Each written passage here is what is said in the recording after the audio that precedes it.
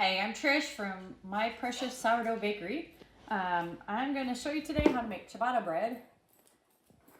Once again, I don't know if that's for sure how you say it, but that's how we say it in my family, so it's the good stuff. Anyways, sourdough ciabatta bread, of course. I have half a cup of sourdough starter. This starter is where my bakery name came from. Her name is My Precious. Yes, she is very precious to me. My precious. Yes.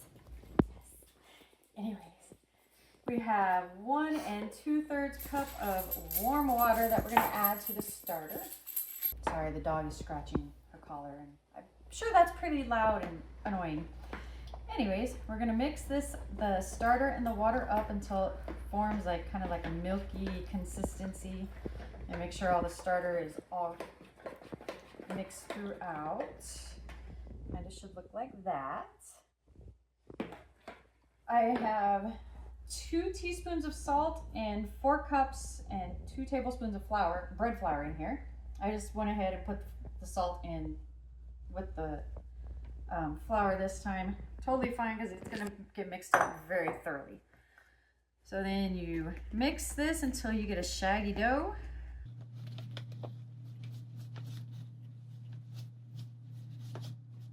Which sometimes feels like it takes forever, but we will get there. Most all true sourdough bread is just sourdough starter, which is flour and water. That's all that I have in my sourdough starter. It's fed quite often. I don't feed it every day because I do keep it in the fridge because I don't bake every single day yet. Hopefully, as my bakery takes off, then I can do that soon. I keep it in the fridge. It kind of stays dormant, and then when I need it, I just feed it and I bulk it up, and it performs really nice for me. I have a really healthy, strong starter. So anyways, I digress. Any true sourdough recipe is going to be sourdough starter, water, flour, and salt. That's the ingredients, and that's it. There's no yeast. It is the starter and the natural yeast and fermentation process from the starter that makes the bread rise. And it's what gives you all the gut healthy stuff inside the bread. That is what a shaggy dough looks like. We will come back in an hour and I'll show you what to do next. Hello again. So now this is back to the ciabatta bread, and it's sat for 1 hour, which I forgot to mention before is called an autolyse. It is where the flour absorbs all the water. So that is my ciabatta dough. We are going to go ahead and do our first round of stretch and folds. I wet my hands with water because it allows the sourdough not to stick quite so bad. So you just take your dough, you kind of work it, you stretch it in on itself, and I normally do this about 4 times around each time, unless I'm doing like a bread dough and having to add inclusions, and you do it a little more. But this is just a plain ciabatta bread, so for the first round, this is all I'm going to do. And now I'm going to cover it back up, let it sit for about half an hour, and we'll come back and do our second set. So now we're going to do our last set of stretch and folds on our ciabatta bread.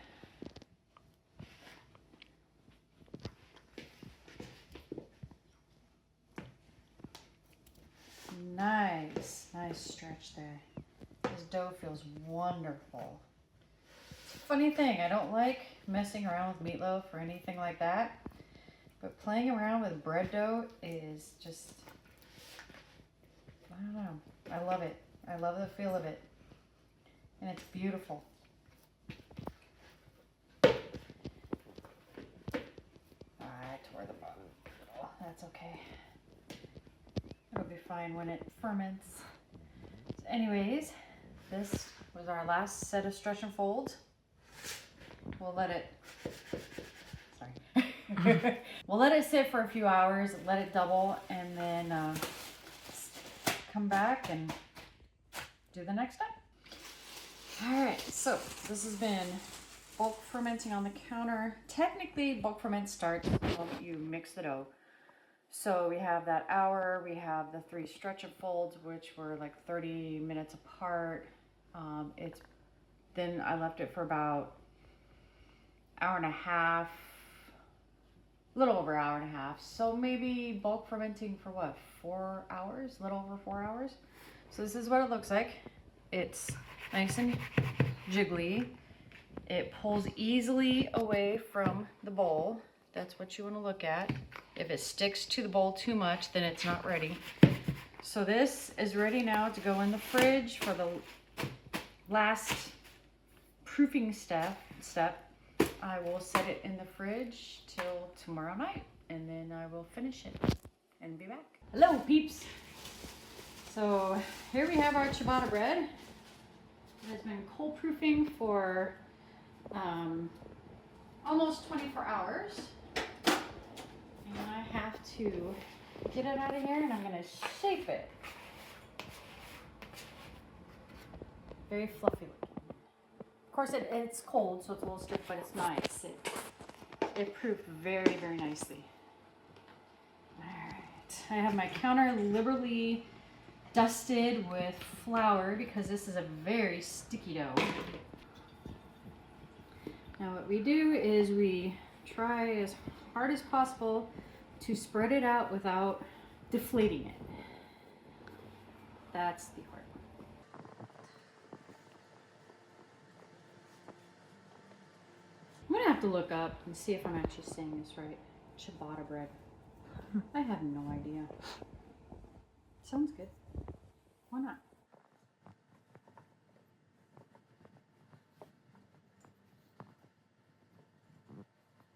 This dough is very cold. But that's good because then it's actually a little easier to shape right now with it being so cold.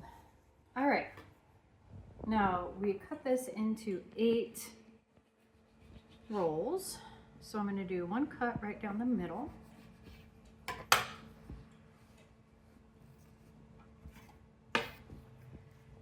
And then cut these into 4.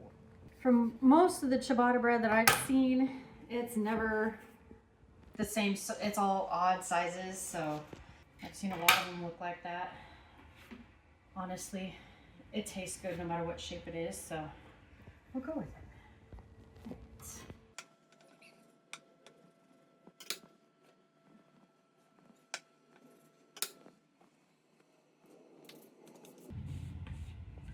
I'm just going to put a little bit of flour on the top because I do need to put saran wrap over it to kind of cover it, because it has to sit out of the fridge for about 1 to 2 hours until it's a little more poofy and jiggly.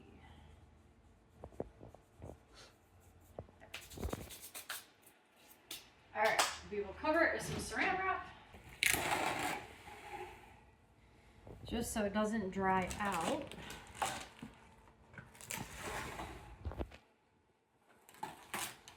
And then we'll come back in about 1 to 2 hours and see how it looks.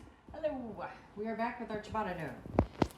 It's been proofing outside the fridge on this baking sheet for about an hour and a half, and it's just meant to be done until it's poofy. I didn't put enough flour on this saran wrap, but anyways, it's nice and poofy, so it is definitely ready to go into the oven now. Should have floured these a little better. So note to self and anybody else watching, flour these quite a bit because this dough is very sticky. And I gotta be careful not to deflate these, so very carefully pulling the saran wrap away. So they go into a 475 preheated oven for about 10 minutes, and then I turn it down to 425 and bake for 20 minutes, and then we'll take them out.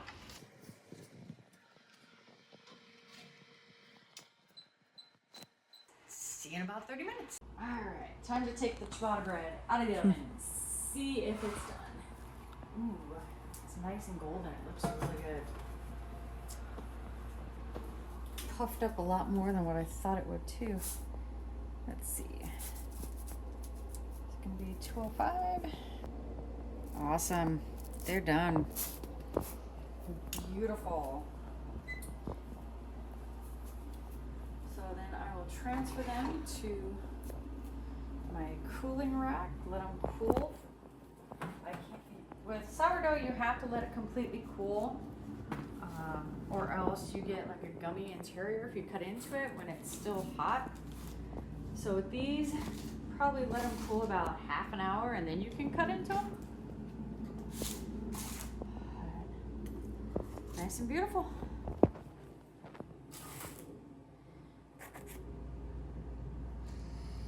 It smells really, really good too. I wish you guys could smell this through the phone.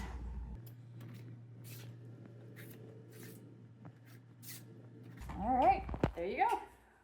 Beautiful. All right, let's cut into one of these ciabatta bread rolls and see how it looks on the inside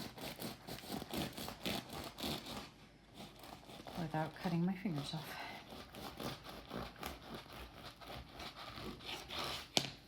All right, looks nice. Nice and soft, and they smell so good.